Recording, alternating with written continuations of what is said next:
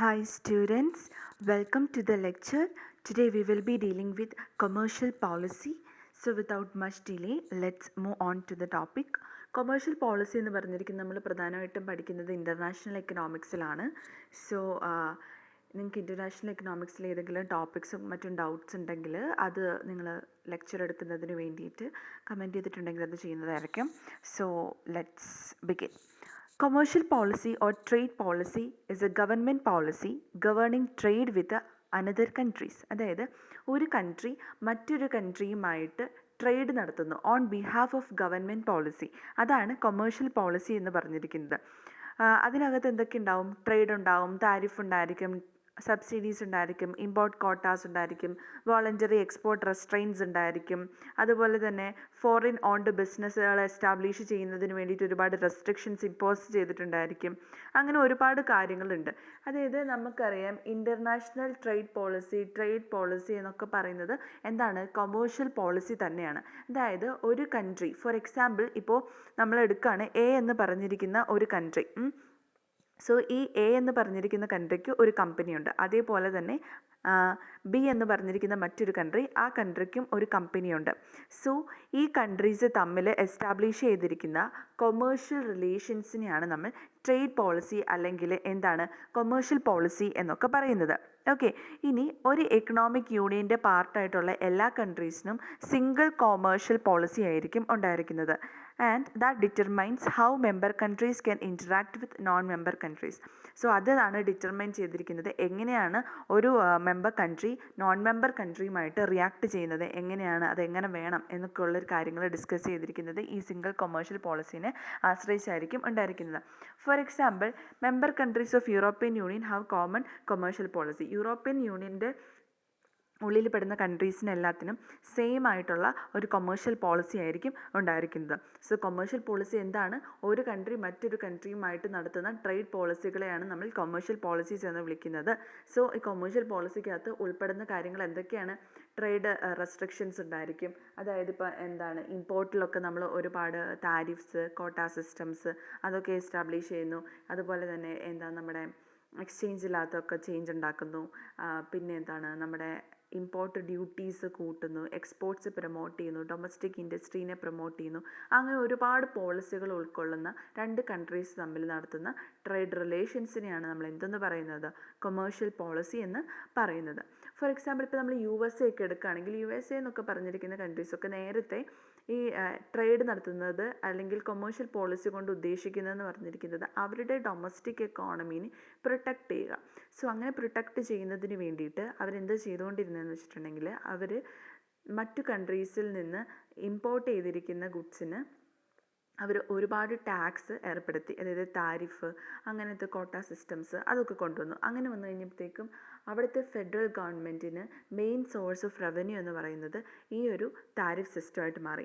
അതിനുശേഷം civil വാറും great ഡിപ്രഷന് ശേഷമൊക്കെയാണ് ഈ manufacturing sector, industrial സെക്ടറൊക്കെ develop ചെയ്യുകയും അതുപോലെ തന്നെ അവർക്ക് എക്സ്പോർട്ട് പ്രൊമോഷൻ ഉണ്ടാക്കണം എന്നൊക്കെ ഉള്ളൊരു തോന്നലൊക്കെ വന്ന് ആ ഒരു കൺട്രി ഡെവലപ്മെൻറ്റിലോട്ടേക്ക് പോകുന്നതൊക്കെ ആ ഒരു സ്റ്റേജിലാണ്. ഓക്കെ, സോ വളരെ ഇമ്പോർട്ടൻ്റ് ആണ് എല്ലാ ഗവൺമെൻറ്റിന്, ഏത് കൺട്രിയുടെ ഗവൺമെൻറ് ആയിക്കോട്ടെ, അവർക്ക് കൊമേഴ്ഷ്യൽ പോളിസി എന്ന് പറഞ്ഞിരിക്കുന്ന ഒരു കാര്യം വളരെയധികം ഇമ്പോർട്ടൻ്റ് ആണ്. മോഡേൺ ടേംസിൽ കൊമേഴ്ഷ്യൽ പോളിസി എന്ന് പറഞ്ഞിരിക്കുന്നത് എന്താണ്? എക്സ്പോർട്സിനെ കൂടുതൽ എൻകറേജ് ചെയ്തുകൊണ്ട് ഇമ്പോർട്ട്സിനെ കുറയ്ക്കുക എന്നുള്ളതാണ് പ്രധാനമായിട്ടും മോഡേൺ ടൈംസിൽ കൊമേഴ്ഷ്യൽ പോളിസി കൊണ്ട് ഉദ്ദേശിക്കുന്നത്. ഓക്കെ, ഇനി exports are encouraged by giving preferential freight rates on exports, subsidies, etc. Exports എങ്ങനെയാണ് എൻകറേജ് ചെയ്തിരിക്കുന്നത്? എക്സ്പോർട്ട് ചെയ്യുന്ന ഗുഡ്സിന് സബ്സിഡീസ് ഉണ്ടായിരിക്കും. അതുപോലെ തന്നെ ഇമ്പോർട്ട് ചെയ്തിരിക്കുന്ന ഗുഡ്സിന് കൂടുതൽ താരിഫ്സ് കൊടുക്കും. സോ ഇമ്പോർട്ട് ചെയ്ത ഗുഡ്സിനൊക്കെ കൂടുതൽ താരിഫ് കൊടുത്തിട്ടുണ്ടെങ്കിൽ സ്വന്തം കൺട്രിയിൽ അത് കൂടുതൽ പ്രൊഡ്യൂസ് ചെയ്യാനായിട്ട് ആൾക്കാർ ശ്രമിക്കും അല്ലേ? സോ എന്താണ്, ഓൺട്രപ്രനേഴ്സ് ഡെവലപ്ഡ് ആവും, അതുപോലെ ഇന്നോവേഷൻസ് വരും. അങ്ങനെയൊക്കെ ഓരോ കൺട്രിക്കും ഡെവലപ്പ് ചെയ്യാനായിട്ട് പറ്റും. Okay, imports are stopped by erecting the tariff walls, exchange controls, quota system, buy at home campaign, etc. So നമുക്ക് ഓരോ താരിഫ്സും എക്സ്ചേഞ്ച് കൺട്രോൾസും കോട്ട സിസ്റ്റം ഒക്കെ എന്തൊക്കെയാണ് നമ്മൾ നെക്സ്റ്റ് സ്ലൈഡ്സിൽ പഠിക്കുന്നുണ്ട്. ഓക്കെ, അപ്പം ഇത് ജസ്റ്റ് ഒരു ജിസ്റ്റാണ്. കൊമേഴ്ഷ്യൽ പോളിസി എന്ന് പറഞ്ഞിരിക്കുന്നത് രണ്ട് കൺട്രീസ് തമ്മിൽ ട്രേഡ് നടത്തുന്നതിന് വേണ്ടിയിട്ട് അല്ലെങ്കിൽ കൊമേഴ്സ് നടത്തുന്നതിന് വേണ്ടിയിട്ട് കുറച്ച് പോളിസീസ് എസ്റ്റാബ്ലിഷ് ചെയ്യും. ആ പോളിസീസിനെയാണ് നമ്മൾ കൊമേഴ്ഷ്യൽ പോളിസി എന്ന് പറഞ്ഞിരിക്കുന്നത്. ആ കൊമേഴ്ഷ്യൽ പോളിസിക്കകത്താണ് താരിഫും ട്രേഡ് സബ്സിഡീസും ഇമ്പോർട്ട് കോട്ടാസും എക്സ്പോർട്ട് കോൺസ്ട്രെയിൻസും ഒക്കെ വരുന്നത്. സോ ക്ലിയർ ആണെന്ന് വിശ്വസിക്കുന്നു. എന്തെങ്കിലും ഡൗട്ട്സ് ഉണ്ടെങ്കിൽ കമൻറ്റ് സെക്ഷനിൽ കമൻറ്റ് ചെയ്താൽ മതി കേട്ടോ. Okay, moving on. Features or objectives of commercial policies. In commercial പോളിസിയുടെ ഫീച്ചേഴ്സ് എന്തൊക്കെയാണ് എന്നാണ് നമ്മൾ നോക്കാനായിട്ട് പോകുന്നത്. ഓക്കെ, ഇനി to improve and extend international aid or cooperation through the exchange of goods and making contract with different countries. Different കൺട്രീസായിട്ട് കോൺട്രാക്റ്റിൽ ഏർപ്പെടുക, അതല്ല എന്നുണ്ടെങ്കിൽ ഗുഡ്സ് എക്സ്ചേഞ്ച് ചെയ്യുന്നത് വഴി ഒരു കോപ്പറേഷൻ അല്ലെങ്കിൽ എയ്ഡ് കൊണ്ടുവരിക, അല്ലെങ്കിൽ രണ്ട് കൺട്രീസ് തമ്മിലുള്ള ട്രേഡ് റിലേഷനെ ഇംപ്രൂവ് ചെയ്യുക, അതൊക്കെയാണ് കൊമേഴ്ഷ്യൽ പോളിസിയുടെ ഒന്നാമത്തെ ഫീച്ചർ എന്ന് പറയുന്നത്. Okay, to improve and extend international aid and cooperation. Okay, next one, to create an international market for our local products. നമ്മുടെ ലോക്കൽ പ്രൊഡക്ട്സിന് ഒരു ഇൻ്റർനാഷണൽ മാർക്കറ്റ് ക്രിയേറ്റ് ചെയ്യുക. Then to participate in international trade fair to introduce our local products through government or private initiatives. അതായത് നമ്മൾ എക്സ്പോർട്സിന് promote ചെയ്യുന്നതിന് വേണ്ടിയിട്ട് നമ്മുടെ ലോക്കൽ പ്രൊഡക്ട്സ് ഉണ്ടാക്കുന്നതിനായി ഇൻ്റർനാഷണൽ മാർക്കറ്റ് ക്രിയേറ്റ് ചെയ്യണം എന്ന് നമ്മൾ പറഞ്ഞു. ആ ഇൻ്റർനാഷണൽ മാർക്കറ്റിൽ നമ്മുടെ ഗവൺമെൻറ് അല്ലെങ്കിൽ പ്രൈവറ്റ് ഇനിഷ്യേറ്റീവ്സ് യൂസ് ചെയ്ത് നമ്മുടെ ലോക്കൽ പ്രൊഡക്ട്സും കോമ്പറ്റീറ്റീവ് ആക്കുക. അതാണ് മൂന്നാമത്തെ പോയിന്റ് എന്ന് പറഞ്ഞിരിക്കുന്നത്. ഇനി നാലാമത്തെ പോയിന്റ് എന്ന് പറഞ്ഞിരിക്കുന്നത് എക്സ്പോർട്സ് കൂടുതലായിട്ട് പ്രൊമോട്ട് ചെയ്യുക. എന്തിൻ്റെ? നോൺ ട്രഡീഷണൽ ആയിട്ടുള്ള ഐറ്റത്തിൻ്റെ എക്സ്പോർട്സ് കൂടുതലായിട്ട് പ്രൊമോട്ട് ചെയ്യുക. Then to launch publicity campaigns for creating new markets. Traditional പ്രൊഡക്ട്സിന് പുതിയ മാർക്കറ്റ്സ് ഉണ്ടാക്കുന്നതിന് വേണ്ടിയിട്ട് പബ്ലിസിറ്റി ക്യാമ്പയിൻസ് കൊണ്ടുവരിക. അതുപോലെ തന്നെ എൻവിറോൺമെൻറ്റിന് ഫേവറബിൾ ആയിട്ടുള്ള കാര്യങ്ങൾ കൊണ്ടുവരിക. അതുപോലെ തന്നെ ഫോറിൻ എക്സ്ചേഞ്ചിനൊക്കെ ഫേവറബിൾ ആയിട്ടുള്ള ഒരു എൻവിറോൺമെൻറ്റ് ക്രിയേറ്റ് ചെയ്യുക. To create favourable environment for foreign exchange. Then to provide export facilities to exporters. Export ചെയ്യുന്നവർക്ക് എക്സ്പോർട്ട് ഫെസിലിറ്റീസ് കൊടുക്കുക. ലക്ഷറീസ് ഗുഡ്സ് ഒക്കെ ഉണ്ടല്ലോ, അപ്പോൾ ആ ലക്ഷറീസ് ഗുഡ്സിൻ്റെയൊക്കെ ഇമ്പോർട്ട്സ് കുറയ്ക്കുക. To reduce imports of luxuries goods. അതുപോലെ തന്നെ raw materials, machinery parts, accessories, ഇതൊക്കെ ഉപയോഗിച്ചിട്ടാണ് നമ്മളൊരു കൊമേഴ്ഷ്യൽ പ്രൊഡക്റ്റ് ഉണ്ടാക്കുന്നത്. സോ അതിൻ്റെയൊക്കെ ഇമ്പോർട്ട് ഇൻക്രീസ് ചെയ്തുകൊണ്ട് നമ്മൾ ലക്ഷറീസ് പ്രൊഡക്ട്സിൻ്റെ ഇമ്പോർട്ട്സ് റെഡ്യൂസ് ചെയ്യുക. Then to promote the establishment of export oriented industries. കയറ്റുമതി പ്രൊമോട്ട് ചെയ്തിരിക്കുന്ന ഇൻഡസ്ട്രീസിനെ പ്രൊമോട്ട് ചെയ്ത് വിടുക. ഓക്കെ, അതൊക്കെയാണ് പ്രധാനമായിട്ട് വരുന്ന ഫീച്ചേഴ്സ്. ഇനിയുണ്ട് features. Then to meet the need of essential goods. Essential ഗുഡ്സിൻ്റെ നീഡ്സ് എന്തൊക്കെയാണെന്ന് നോക്കുക. അതുപോലെ തന്നെ എന്താണ്? ഗവൺമെൻറ് അതുപോലെ തന്നെ പ്രൈവറ്റ് സെക്ടർ ഇൻഡസ്ട്രീനെ എൻകറേജ് ചെയ്യുക. അതുപോലെ ഫോറിൻ എക്സ്ചേഞ്ച് റേറ്റ് സ്റ്റെബിലൈസ് ചെയ്യുക. Then to promote the export of man power to increase the earnings of foreign currencies. അതായത് കൂടുതലായിട്ട് ആൾക്കാർ എബ്രോഡൊക്കെ പോയി വർക്ക് ചെയ്യുകയാണെങ്കിൽ നമുക്ക് ഒരുപാട് ഫോറിൻ കറൻസിയുടെ വരവുണ്ടാവും അല്ലേ. സോ ഇപ്പോൾ മാൻ പവറിനെ എക്സ്പോർട്ട് ചെയ്യുക. Then encourage domestic and foreign investment. Encourage foreign investment so that overall industrial development നമുക്കുണ്ടാകും. അതുപോലെ തന്നെ development of small and cottage industries. Then development of agro based and agro supportive industries. And പിന്നീട് എന്താണ്? Raw materials, indigenous technologies, ഇതൊക്കെ നമ്മൾ തന്നെ develop ചെയ്യാനായിട്ട് തുടങ്ങുക. അതായത് നമ്മുടെ കൺട്രിയിൽ നമുക്ക് ആവശ്യമായിട്ടുള്ള കാര്യങ്ങൾ നമ്മൾ തന്നെ ഉൽപ്പാദിപ്പിക്കുക. അതാണ് അവിടെ പറയുന്നത്. അതുപോലെ തന്നെ motivate investment in intermediate and basic industries. ഈ ബേസിക് ആയിട്ടുള്ള ഇൻഡസ്ട്രികളൊക്കെ ഒരുപാട് നമുക്കുണ്ട്. അതായത് റോ മെറ്റീരിയൽസ് ഉണ്ടാക്കുന്ന ഇൻഡസ്ട്രീസ്, അങ്ങനെയൊക്കെയുള്ള ബേസിക് ആയിട്ടുള്ള കാര്യങ്ങൾ നടത്തുന്ന ഇൻഡസ്ട്രീസ് ഉണ്ട്. സോ അതിലൊക്കെ ഇൻവെസ്റ്റ്മെൻറ്റ്സ് കൂടുതൽ ഉണ്ടാക്കുക. അതുപോലെ തന്നെ എന്താണ്? To create possible opportunities for revitalising and rehabilitating controlling the quality of products. അതായത് നമ്മൾ ഉണ്ടാക്കുന്ന പ്രൊഡക്ട്സിൻ്റെ ക്വാളിറ്റി കൺട്രോൾ ചെയ്യുന്നതിന് വേണ്ടിയിട്ടും അതിനെ റീഹാബിലിറ്റേറ്റ് ചെയ്യുന്നതിനും റീവൈറ്റലൈസ് ചെയ്യുന്നതിനും വേണ്ടിയിട്ടുള്ള ഓപ്പർച്യൂണിറ്റീസ് കൊണ്ടുവരിക. അതുപോലെ തന്നെ നമ്മുടെ എൻവിറോൺമെൻറ്റിനെ ഡിസ്ട്രോയ് ചെയ്തിരിക്കുന്ന കാര്യങ്ങളൊക്കെ പറ്റുന്നത്രയും കഴിവതത്രയും ഇല്ലാതാക്കുക. അതായത് എന്താണ്? To make appropriate measures to prevent environmental pollution and maintaining ecological balance. Environmental pollution കുറയ്ക്കുന്നതിനും ഇക്കോളജിക്കൽ ബാലൻസ് ഉണ്ടാക്കുന്നതിനും വേണ്ടിയിട്ടുള്ള പരിശ്രമങ്ങൾ നടത്തുക. അതുപോലെ തന്നെ to control internal and external trade and other commercial activities of the എക്കോണമിയുടെ കൊമേഴ്ഷ്യൽ ആക്ടിവിറ്റീസിനെയൊക്കെ, അത് ഇൻറ്റേർണൽ എക്സ്റ്റേണൽ ട്രേഡ് ആയിക്കോട്ടെ അല്ലെങ്കിൽ മറ്റു കൊമേഴ്ഷ്യൽ ആക്ടിവിറ്റീസ് ആയിക്കോട്ടെ, അതിനെയൊക്കെ നമ്മൾ കൺട്രോൾ ചെയ്യുക.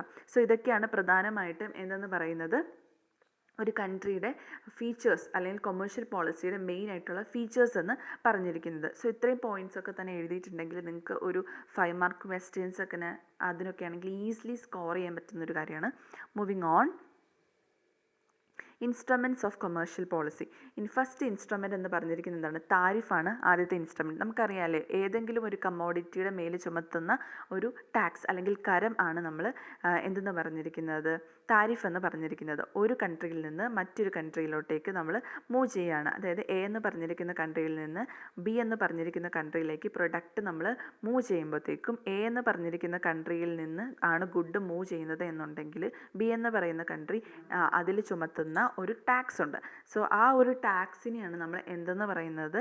താരിഫ് എന്ന് പറഞ്ഞിരിക്കുന്നത്. Okay, then and import tariff is the duty on imported commodity. അതായത് ഇമ്പോർട്ട് താരിഫ് എന്ന് പറഞ്ഞിരിക്കുന്നത് ഇമ്പോർട്ട് ചെയ്തിരിക്കുന്ന കമ്മോഡിറ്റിയുടെ മേൽ ചുമത്തുന്ന ടാക്സിനെയാണ്. അതുപോലെ തന്നെ എക്സ്പോർട്ട് താരിഫ് എന്ന് പറഞ്ഞിരിക്കുന്നത് എക്സ്പോർട്ട് ചെയ്യപ്പെടുന്ന കമ്മോഡിറ്റിയുടെ മേൽ ചുമത്തുന്ന ടാക്സ് ആണ്. താരിഫ്സിന് നമുക്ക് ad valorem tax, specific tax, compound tax എന്ന് പറഞ്ഞ് തിരിക്കാനായിട്ട് സാധിക്കും. അതുപോലെ തന്നെ ഈ അഡ് വലോറം ടാക്സ് എന്ന് പറഞ്ഞിരിക്കുന്നത് it is expressed as the fixed percentage of the volume of traded commodity. അതായത് എത്രത്തോളം കമ്മോഡിറ്റി ആണോ ട്രേഡ് ചെയ്യുന്നത് ആ ട്രേഡഡ് ആയിട്ടുള്ള കമ്മോഡിറ്റിയുടെ ഒരു ഫിക്സ്ഡ് പെർസെൻറ്റേജ് ആണ് അഡ് വലോറം ടാക്സ് എന്ന് പറഞ്ഞിരിക്കുന്നത്. ഇനി സ്പെസിഫിക് ടാക്സ് എന്ന് പറഞ്ഞിരിക്കുന്നത് it is expressed as the fixed sum as per physical unit of traded commodity. Traded കമ്മോഡിറ്റിയുടെ ഫിസിക്കൽ യൂണിറ്റ് അനുസരിച്ച് എക്സ്പ്രസ് ചെയ്തിരിക്കുന്ന ഒരു പെർട്ടിക്കുലർ എമൗണ്ട് ഉണ്ട്. അതിനെയാണ് നമ്മൾ സ്പെസിഫിക് താരിഫ് എന്ന് പറഞ്ഞിരിക്കുന്നത്. അതായത് ആ ഒരു ട്രേഡഡ് കമ്മോഡിറ്റിയുടെ ഫിസിക്കൽ യൂണിറ്റിന് നമ്മൾ ഏർപ്പെടുത്തിയിരിക്കുന്ന physical sum of money. Finally compound tariff എന്ന് പറഞ്ഞിരിക്കുന്നത് അഡ് വലോറത്തിൻ്റെയും അതുപോലെ തന്നെ സ്പെസിഫിക് താരിഫിൻ്റെയും സമ്മാണ് എന്തെന്ന് പറയുന്നത്? കോമ്പൗണ്ട് താരിഫ് എന്ന് പറഞ്ഞിരിക്കുന്നത്. അഡ് വലോറം എന്ന് പറഞ്ഞിരിക്കുന്നത് ട്രേഡഡ് കമ്മോഡിറ്റിയുടെ വാല്യൂ പെർസെൻറ്റേജ് അനുസരിച്ച് ഫിക്സ് ചെയ്തിരിക്കുന്ന മണിയും, സ്പെസിഫിക് താരിഫ് എന്ന് പറഞ്ഞിരിക്കുന്നത് ട്രേഡഡ് കമ്മോഡിറ്റിയുടെ ഫിസിക്കൽ യൂണിറ്റിന് ഒരു certain amount of money fixed ആയിരിക്കും. ആ ഒരു താരിഫിനെയാണ് നമ്മൾ സ്പെസിഫിക് താരിഫ് എന്ന് പറയുന്നത്. ക്ലിയർ ആയെന്ന് വിശ്വസിക്കുന്നു. Then moving on, next one is quotas. Quotas എന്ന് പറഞ്ഞിരിക്കുന്നത് ഒരു കൺട്രി ഒരു കമ്മോഡിറ്റി ഇമ്പോർട്ട് ചെയ്യുകയാണ് എന്ന് വിചാരിക്കും. സോ ആ ഇമ്പോർട്ട് ചെയ്തിരിക്കുന്ന കമ്മോഡിറ്റിയുടെ മേൽ നമ്മൾ ഒരു പെർട്ടിക്കുലർ എമൗണ്ട് ഓഫ് റെസ്ട്രിക്ഷൻസ് കൊടുക്കും. ആ ഒരു റെസ്ട്രിക്ഷൻസിനെയാണ് നമ്മൾ ഇമ്പോർട്ട് കോട്ട എന്ന് പറഞ്ഞിരിക്കുന്നത്. It is the direct restriction on the quantity of some commodity that may be imported. Import ചെയ്തിരിക്കുന്ന കമ്മോഡിറ്റിയുടെ മേലെ നമ്മൾ ചുമത്തുന്ന ഡയറക്റ്റ് ആയിട്ടുള്ള ഒരു റെസ്ട്രിക്ഷനെയാണ് നമ്മൾ കോട്ട എന്ന് പറഞ്ഞിരിക്കുന്നത്. So the restriction is usually enforced by issuing licence to some groups or individuals or firms. ചില ഗ്രൂപ്പ്സിനോ അല്ലെങ്കിൽ ഇൻഡിവിജ്വൽസിനോ അല്ലെങ്കിൽ ഫേംസിനോ ഒരു പെർട്ടിക്കുലർ കമ്മോഡിറ്റി പ്രൊഡ്യൂസ് ചെയ്യുന്നതിന് ലൈസൻസ് കൊടുത്തിട്ടുണ്ടോ. അതല്ലാതെ മറ്റ് കൺട്രീസ് അല്ലെങ്കിൽ കമ്പനീസ് അത് ചെയ്തിട്ടുണ്ടെങ്കിൽ അവരുടെ മേലൊരു ഡയറക്റ്റ് റെസ്ട്രിക്ഷൻസ് വരും.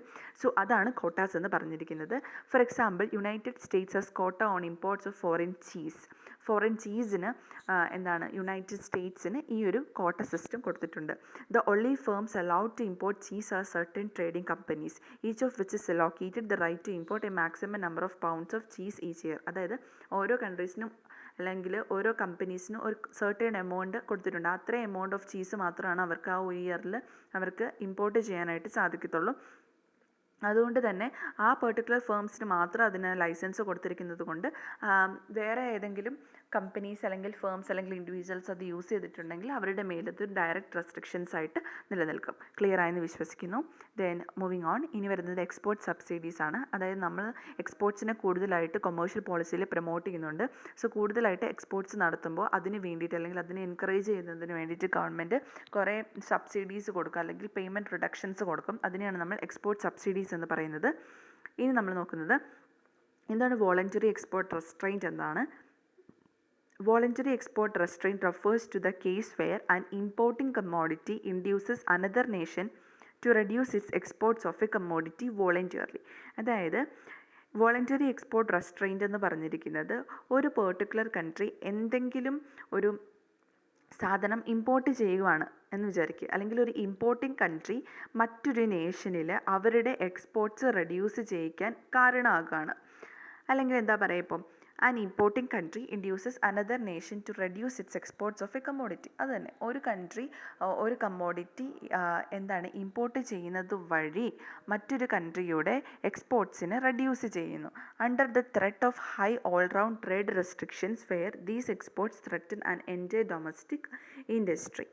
ദെൻ നെക്സ്റ്റ് വരുന്നതാണ് local content requirements. Local content requirement എന്ന് പറഞ്ഞിരിക്കുന്നത് the regulation that requires that some specific fraction of final good be produced domestically. അതായത് ഒരു കുറച്ച് എമൗണ്ട് ഓഫ് പ്രൊഡക്റ്റ്, അത് നമ്മൾ നേരത്തെ ഇമ്പോർട്ട് ചെയ്തിരിക്കുന്ന പ്രൊഡക്ട്സ് ആയിരിക്കാം, അതിൻ്റെ ഒരു സെർട്ടേൺ എമൗണ്ട് നമ്മുടെ കൺട്രിയിൽ തന്നെ പ്രൊഡ്യൂസ് ചെയ്യുക.